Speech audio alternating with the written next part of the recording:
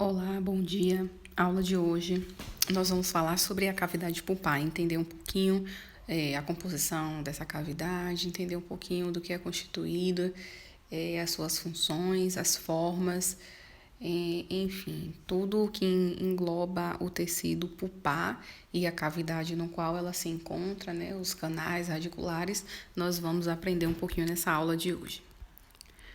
Então, a polpa já não é mais uma novidade para a gente, que é um tecido altamente vascularizado, inervado, é um tecido frouxo, né, a nossa polpa dental, e ela é um dos tecidos mais importantes do dente, uma vez que ela é a formadora da dentina.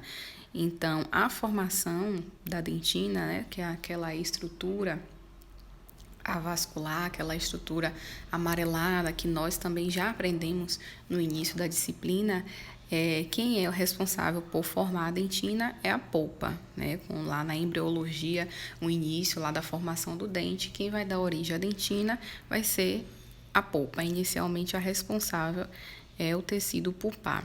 E além dessa função primordial, a polpa ela reage também aos ataques externos, às agressões externas, como ataques físicos, químicos e bacteriológicos, procurando defender o dente. Então, a partir do momento em que uma agressão externa ela atinge o dente, seja um trauma, seja uma cárie, seja uma agressão por alimentos ácidos, enfim, é uma gama, né, uma diversidade de causas aí que podem causar um trauma, causar uma injúria no dente, o primeiro a procurar defender esse dente, o primeiro que responde, que reage, é a nossa polpa. Por isso que ela é de extrema importância, é aquela que dá vitalidade ao dente. E por conta dessa sua importância, ela deve ser protegida e conservada. E aí, a partir disso, nós temos a nossa cavidade pulpar, que representa a forma externa do dente nessa cavidade, contudo ela pode representar algumas variações puramente anatômicas que podem aparecer em qualquer grupo dental. Então a cavidade pulpar é aquela cavidade no qual a polpa se encontra inserida. Essa cavidade pulpar, vou aproximar aqui um pouco mais, ela tem as suas variações anatômicas e ela também tem diversas formas, a depender do dente que a gente vai estar estudando. Então, vamos aqui inicialmente entender, aqui nós temos, né, o esmalte lá em cima, a dentina e a polpa, né, avermelhada. Essa polpa, ela está inserida na cavidade pulpar. Inicialmente a gente vai chamar de cavidade pulpar, depois a gente vai entender que cada parte da polpa, ela vai ter um nome diferente a depender de onde vai estar posicionada. Então, inicialmente nós temos aqui, né, conforme aqui a sua localização, em um molar, por exemplo, vamos ter a polpa e a nomeação de algumas partes, né? Inicialmente vamos falar sobre aqui o corno pulpar, que é essa parte mais alongada, onde está ali sinalizado com um C, é a parte mais voltada para a coronal, mais voltada para a coroa, se chama corno pulpar. Logo embaixo, né, nessa concavidade, nessa descidinha, onde está localizada a letra T, nós temos o que nós chamamos de teto da câmara pulpar.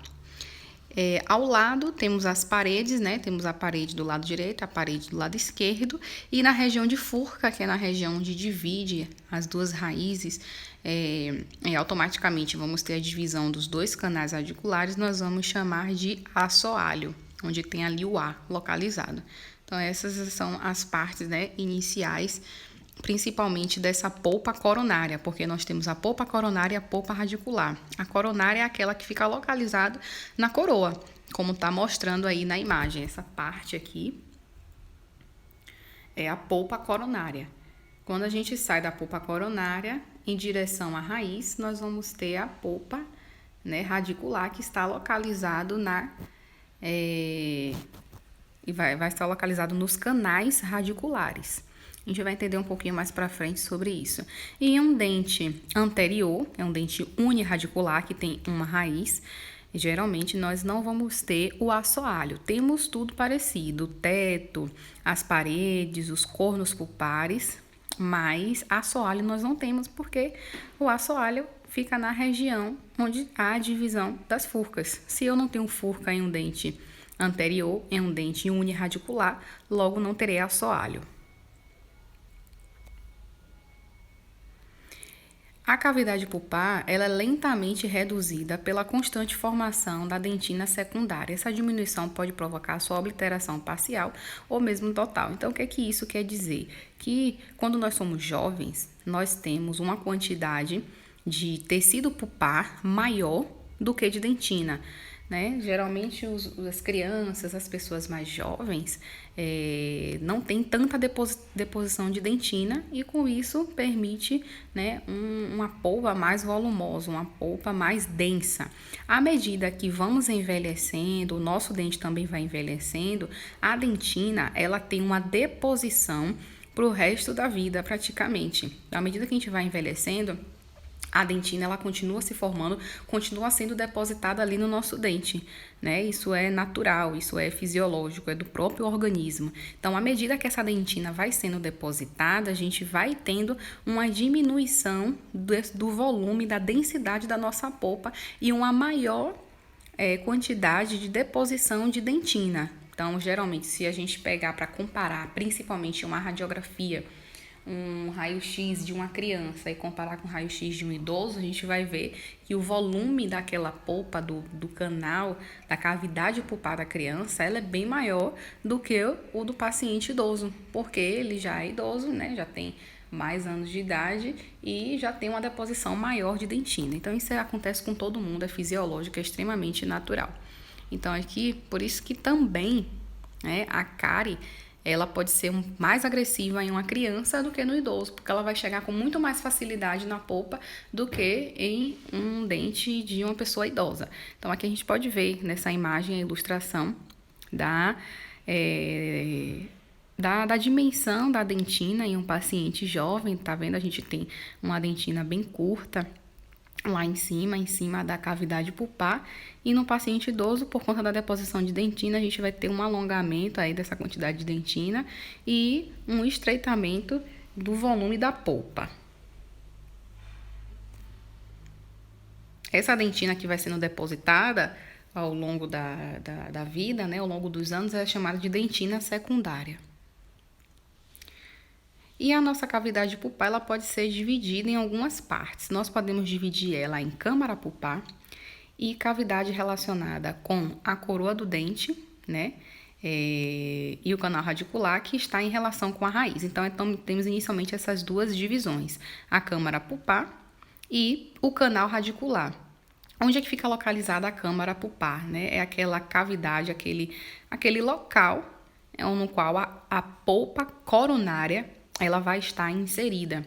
E logo abaixo, logo em seguida, o canal radicular é aquela região em que vai estar localizada a polpa radicular.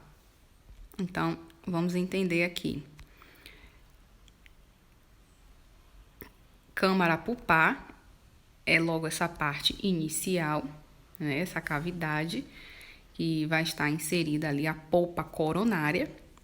Ela está localizada na câmara pulpar, e o canal radicular são esses canais que a gente também vai ver mais profundo. Deixa eu só cortar a câmara pulpar para vocês verem. Então, esses são os canais radiculares, que eles vão ter também algumas ramificações, né, subdivisões, mas inicialmente temos esses dois canais aí radiculares, cada um dentro de uma raiz, e é ele que vai estar comportando a polpa radicular.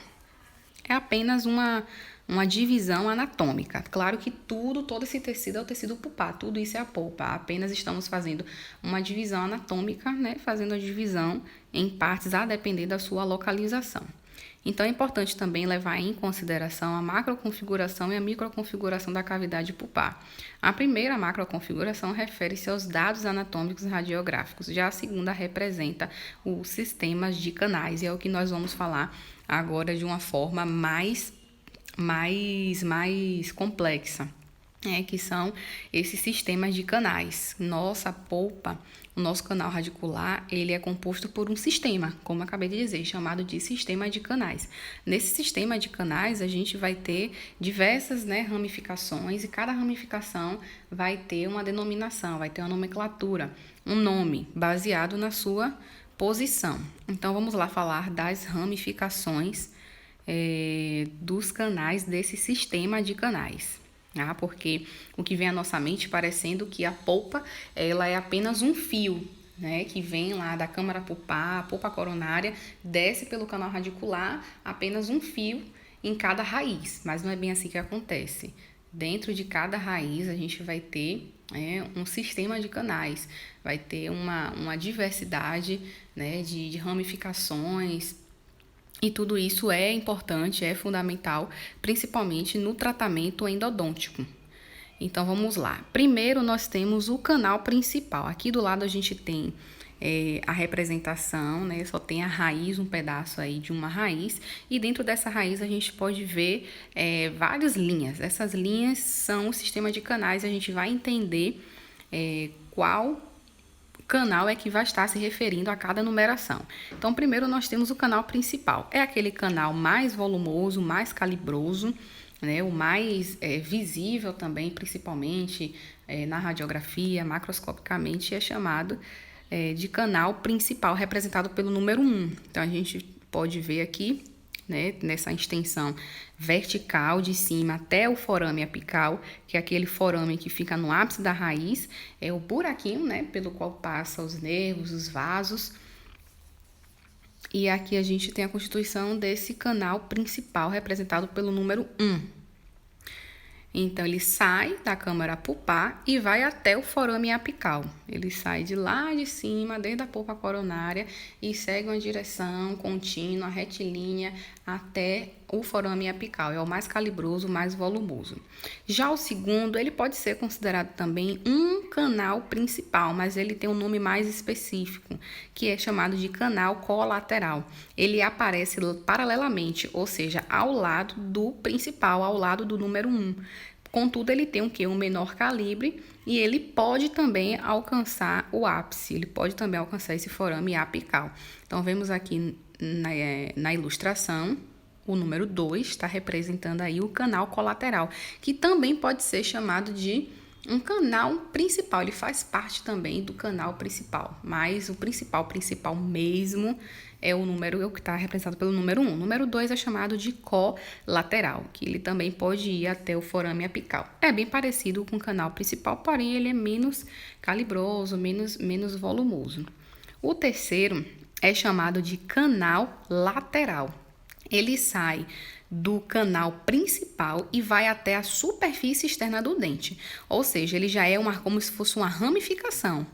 Ele é uma ramificação, do canal principal. A gente pode ver ali na imagem, número 3, ele está saindo, do canal principal, e ele não sai do canal principal para ir até o forame apical. Ele sai do canal principal e a gente vê que ele se liga à superfície externa do dente. Ele se liga ali à região da raiz, coladinha na raiz. Então, isso é chamado do canal lateral. O quarto é chamado de canal secundário.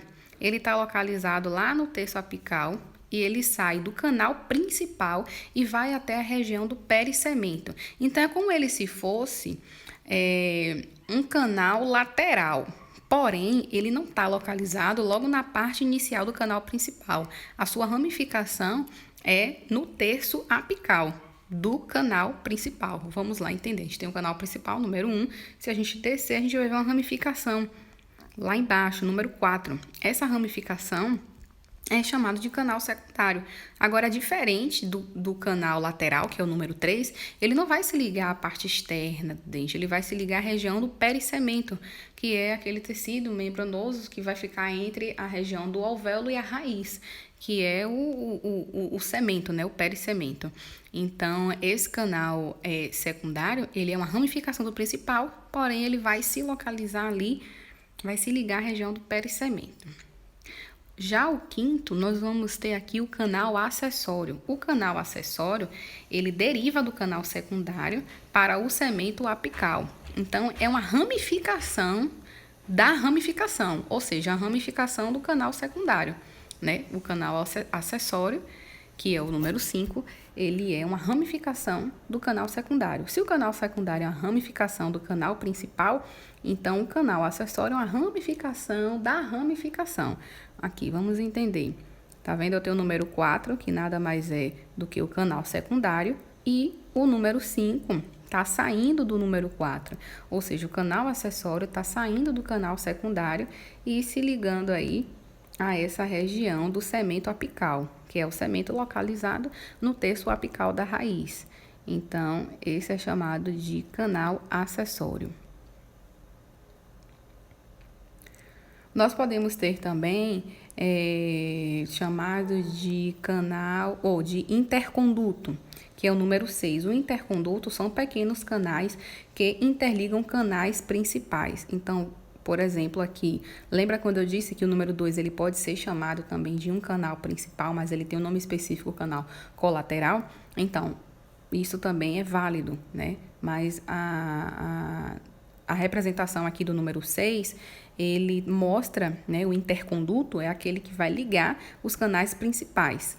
Ou seja, ele está ligando o canal 1 com o canal número 2, o canal principal com o canal colateral, que também pode ser chamado de um canal principal, né? Esse número 2.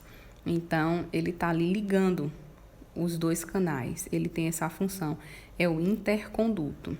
Já o número 7, ele sai do canal principal e retorna posteriormente correndo pela dentina. Então, o 7 é aquele que vai ter uma ramificação do canal principal e ele vai retornar para o mesmo canal, para o canal principal.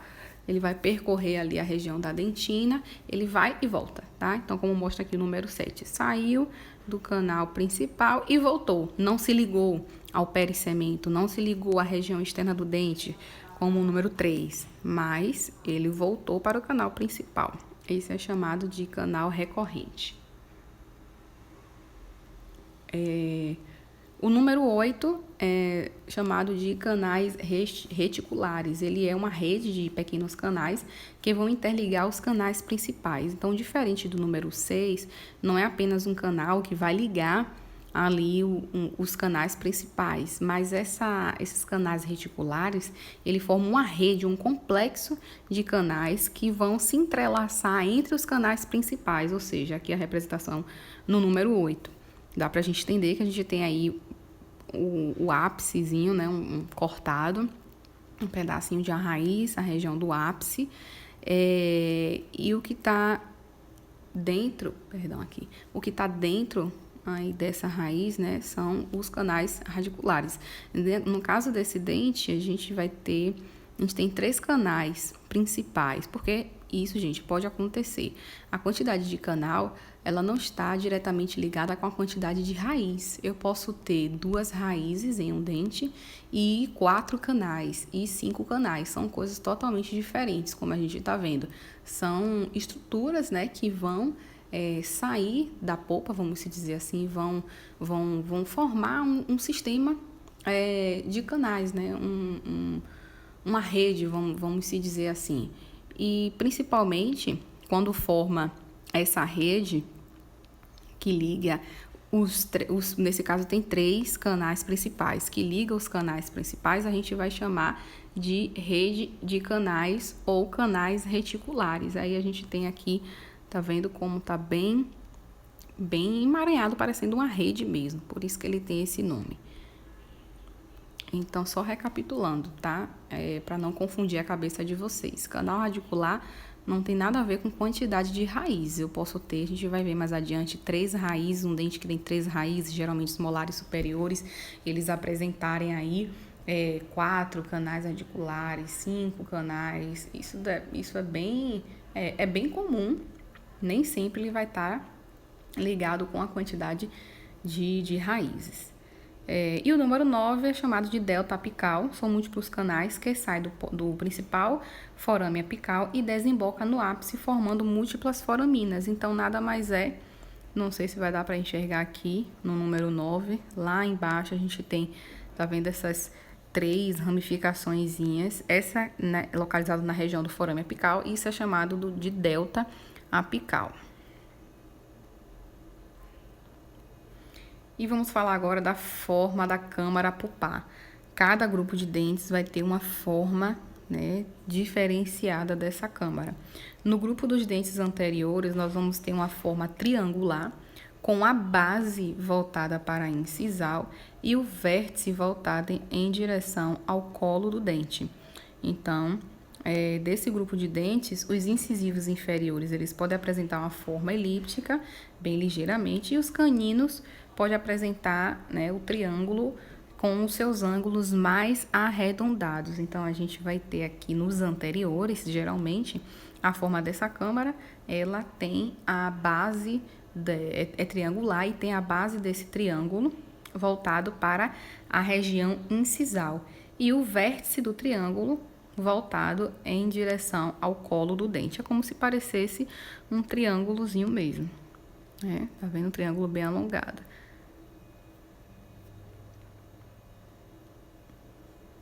A base para a coroa, para a região incisal, na verdade, e vai afinando, afinando, afinando em direção ao colo do dente, tendo lá o seu vértice voltado para essa região.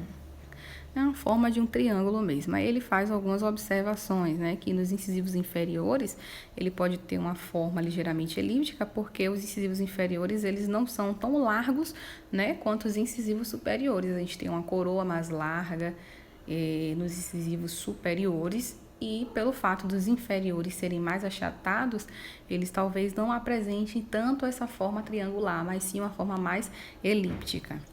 E os caninos, por ser mais robusto, por ser um dente mais robusto mesmo, né? Um dente mais denso, o maior que nós temos na cavidade oral, em relação à extensão, principalmente à altura, ele pode ter esses ângulos aí dessa câmara pulpar arredondados e não tão pontiagudos. Já nos premolares superiores, tem uma câmara pulpar com uma forma elíptica, com maior diâmetro no sentido vestíbulo-palatino e um menor no sentido mesiodistal. Então, se a gente pegar aqui o dente e direcionar ele no sentido vestíbulo-palatino, a sua câmara pulpar ela vai estar com um diâmetro maior. E se a gente colocar e fazer e direcionar esse dente no sentido mesiodistal, ele vai ter uma câmara pulpar com um diâmetro menor. Já nos premolares inferiores, apresenta de uma forma circular ou ligeiramente elíptica. Vamos falar dos molares agora. Os molares são o que apresentam a maior divergência, a maior diversidade, porque, como eu tinha falado há pouco tempo atrás, a gente pode ter duas raízes com 3, 4 canais, 3 raízes com 4 ou 5 canais, sempre com a quantidade de canais a mais do que a quantidade de raízes, isso pode acontecer. E pode também, pela quantidade de canais, trazer uma diferença de um dente para o outro, de um molar para o outro, por conta dessa quantidade de canais, né? Pode ter uma forma aí diferenciada. Então, nos molares superiores, apresenta o quê? Uma forma triangular, geralmente, com a base voltada para vestibular e o vértice voltado para lingual ou palatino. Então, vamos entender. Aqui a gente tem um dente, um molar, vamos para a primeira imagem, essa primeira imagem aqui, tá? A gente tem aqui, primeiro entender essa imagem, o que é que significa. É um dente numa visão oclusal, só que ele tá cortado. Então, a gente tá vendo ele, né, numa vista oclusal, e aí fizemos um corte. Ao fazer um corte, a gente consegue visualizar o sistema de canais, tá vendo? A gente consegue ver os canais, consegue ver esse sistema por dentro desse dente, e o que está representado pela imagem, pelas bolinhas vermelhas, são justamente a entrada, né, dos canais. A gente consegue visualizar logo de cara quando fazemos um acesso endodôntico, enfim. Então, a gente tem aqui a localização, né? A posição do dente, a face P é porque é face palatina, V dele está se referindo ali ao canal radicular vestíbulo distal, porque é um canal que está localizado na face vestibular e ao mesmo tempo ali na face distal do dente, por isso que ele é um canal vestíbulo distal.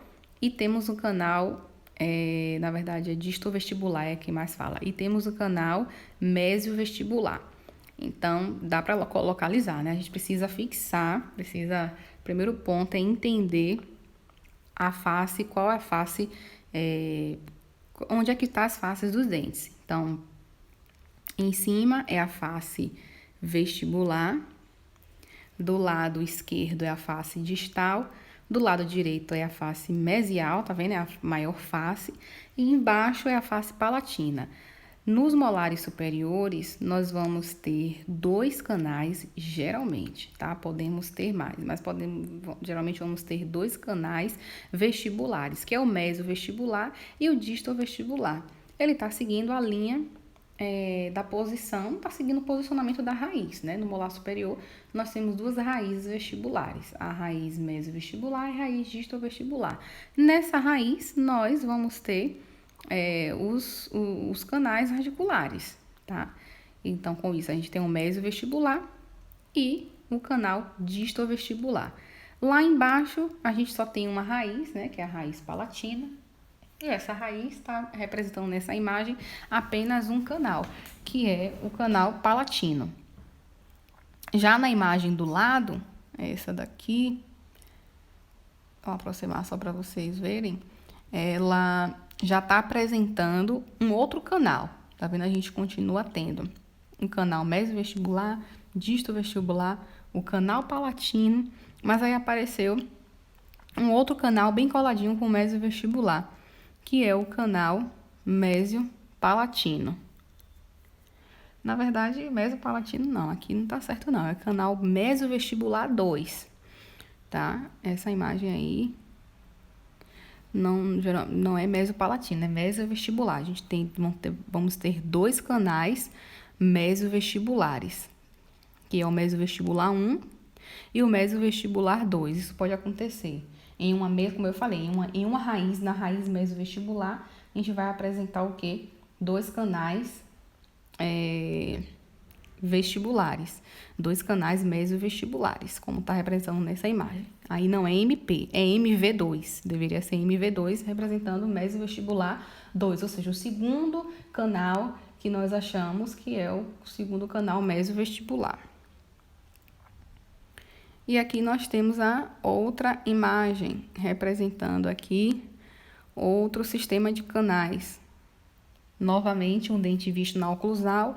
Aqui ele já está como se foi feito um acesso, né? Abrimos aí uma cavidade para fazer o tratamento endodôntico, geralmente é essa imagem que nós encontramos.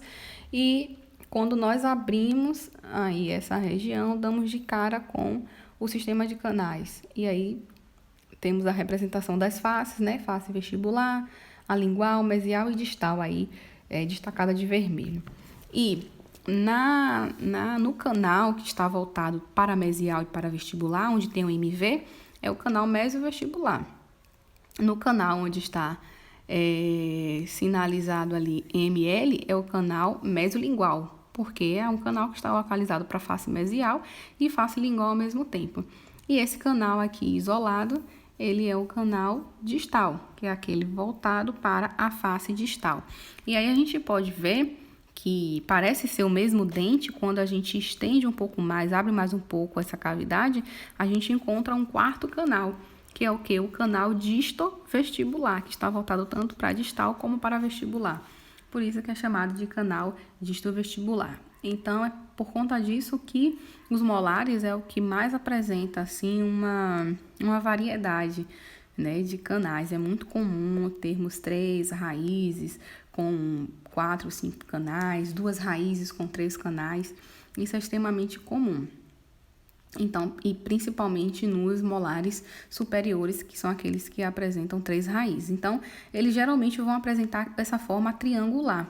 Se a gente fizer uma ligação desses pontos do canal dos canais radiculares, a gente vai ver que tem uma formação mais ou menos de triângulo. E esse triângulo vai ter uma base voltada para vestibular e vai ter o vértice voltado para palatino.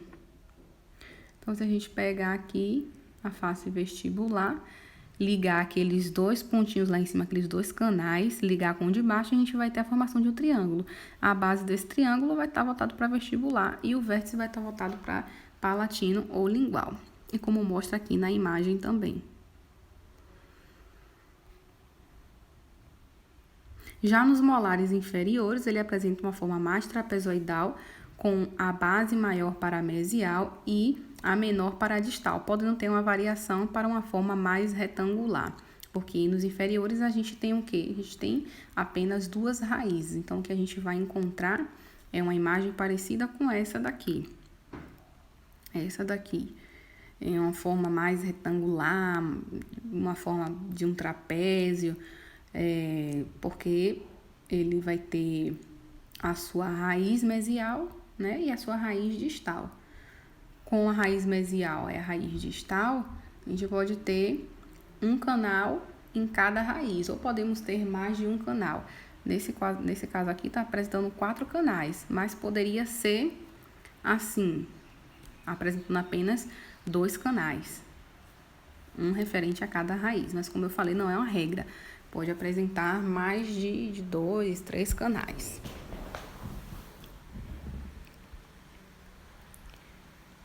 E o nosso canal radicular, ele também é dividido em 2 segmentos. O primeiro, ele é maior, é revestido pela dentina e é denominado de canal dentinário, porque ele está localizado ali, revestido pela região da dentina.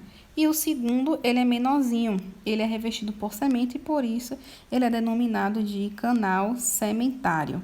Então, o canal dentinário, vamos entender aqui essa imagem pequena. Tá? Esse canal dentinário está sendo localizado aí por essa imagem vermelha. Ela é chamada de canal dentinário porque ao redor dela vai estar revestido por dentina. E o canalzinho lá no ápice, representado por essa cor rosa, ele é canal sementário porque quem vai estar revestindo ele não vai ser mais a dentina, mas vai ser o cemento, o tecido que é o cemento, tá? E com isso nós vamos ter o que nós chamamos de limite CDC, que é o quê? É o limite chamado de canal dentina sementa. É o ponto de encontro onde nós temos ali entre o canal dentinário e o canal sementário. Então, a região onde eles se encontram se chama CDC.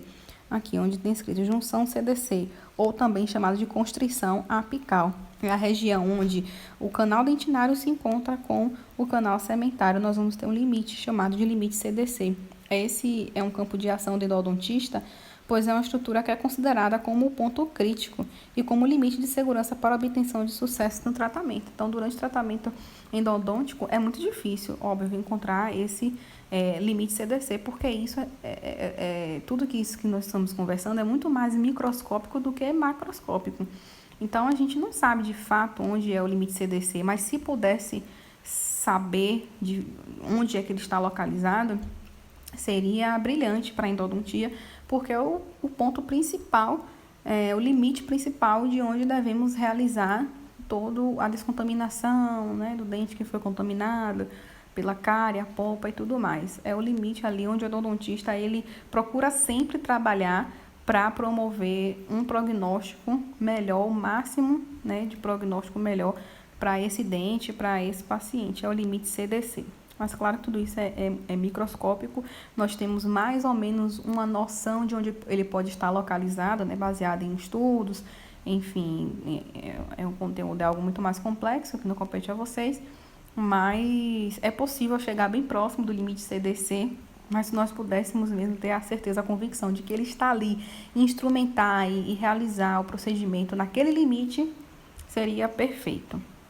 Então, esse é o limite CDC que propõe ao endodontista, né, um limite de segurança para obter um sucesso no tratamento. E aqui nós temos um resuminho nessa tabela, para fixar mais a quantidade de raízes e geralmente a quantidade de canais que esse dente pode ter. Nos incisivos centrais e laterais, né, e caninos superiores e inferiores, geralmente nós temos uma raiz, e canal também é muito raro encontrar dois canais em um incisivo, mas é impossível? Não é impossível, tá? Pode ser considerado super normal, mas não é natural. No caso é normal, mas não é comum na verdade. E a gente encontrar essa situação, mas pode acontecer. Mas geralmente é uma raiz com um canal. Já os incisivos e caninos inferiores, e na verdade eu tinha falado incisivos e caninos superiores e inferiores. Na primeira parte fala só sobre incisivos e caninos superiores. Na segunda parte, incisivos e caninos inferiores, uma raiz. E nós podemos encontrar um canal ou dois canais. É aquilo que eu falei. Não é muito comum, mas também não seria anormal. A gente pode encontrar dois canais, principalmente nos incisivos, acontece mais nos incisivos e caninos inferiores. Já os premolares superiores, nós temos uma ou duas raízes. Geralmente, o primeiro premolar ele apresenta duas raízes e o segundo premolar apresenta uma raiz superior, geralmente. Então, a gente pode ter uma ou duas raízes, né, como eu falei, e no canal podemos ter um elíptico ou dois circulares ou dois ou três circulares. Geralmente, quando temos mais de um, o canal, a sua forma, ela já se torna mais circular. Então, podemos ter aí, se for um primeiro premolar superior com duas raízes, nós podemos achar dois canais, mas também podemos achar três canais. E se for o segundo premolar superior, geralmente é uma raiz, podemos achar um canal, mas também podemos achar dois canais. Já os premolares inferiores, temos geralmente uma raiz e podemos achar uma, duas ou três canais. Nos molares superiores, nós temos aí geralmente três raízes. Com isso, a gente pode ter três canais, sendo dois circulares e um mais elíptico ou circular. Mas isso também não impede de termos um quarto canal. Isso também pode acontecer. E molar inferior, geralmente temos duas raízes, né? A raiz mesial e a raiz distal. Vamos ter aí ou dois canais correspondente à quantidade de raízes, ou podemos ter também três canais, sendo que dois são circulares e um é mais elíptico, ou pode ser circular também. Em relação à forma, a gente não precisa se apegar muito, porque isso varia muito, não é uma regra. O ideal é a gente saber a quantidade de raiz, a quantidade de canais que eles podem apresentar, tá bom? E aí finalizamos a nossa aula de cavidade pulpar por hoje. E aquelas dúvidas que se surgirem, podem me sinalizar no Google Sala de Aula, enfim, como vocês sempre já estão acostumados, tá? Que estarei sempre à disposição. Bons estudos e até a próxima!